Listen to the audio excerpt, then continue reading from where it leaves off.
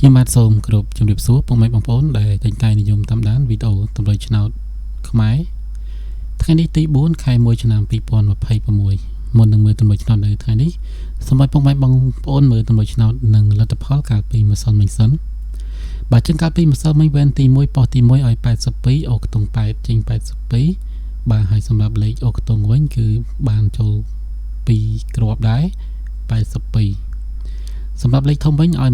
169ចេញ669បាទចឹងការពីម្សិលមិញវេនទី1យើងបានចូលលេខអូខ្ទង់និងលេខត្រេងបាន1គ្រាប់ដែរ82សម្រាប់វេនទី2ប៉ុស្តិ៍ទី4ឲ្យ34អូខ្ទង់30ចេញ34 30គុតនិង35ចេញខ្ទង់33ប៉ុស្តិ៍នៅប៉ុស្តិ៍ទី1ប៉ុស្តិ៍ទី3និងប៉ុស្តិ៍ទី4សម្រាប់ប៉ុស្តិ៍ទី2វិញគឺចេញ47លេខធំឲ្យ592បាទឲ្យ592អត់មានទេបាទសម្រាប់វេនទី3ប៉ុស្តិ៍ទី2ឲ្យ92អូខ្ទង់9ចេញ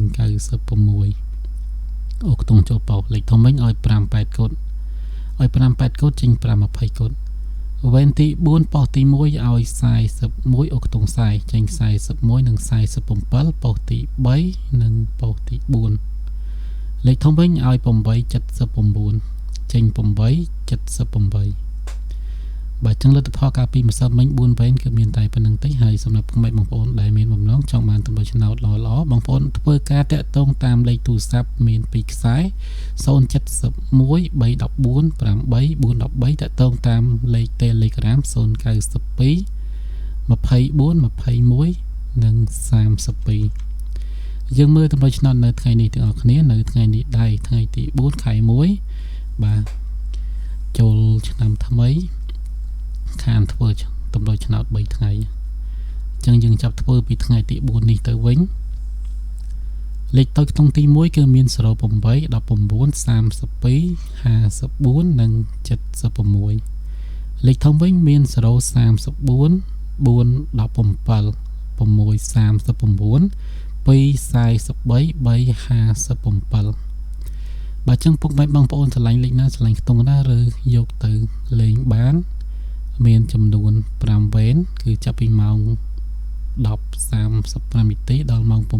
7:45 នាទីសម្រាប់លេខ VIP បាទផ្ញើនៅក្នុងក្រុមវិញគឺមានតែ4វេន4ម៉ោងទេចាប់ពីម៉ោង 10:35 ដល់ម៉ោង 6:00 នាទីល្ងាចថ្ងៃនេះគឺមានតែប៉ុណ្្នឹងទេរាប់ពីសម្លេងនិយាយខុសឆ្គងត្រង់ណាសូមមេត្តាអធិស្ឋានយើងនឹងជួបគ្នាម្ដងទៀតនៅថ្ងៃស្អែកពេលវេលានិងម៉ោងដដែលសូមអរគុណសូមជម្រាបលា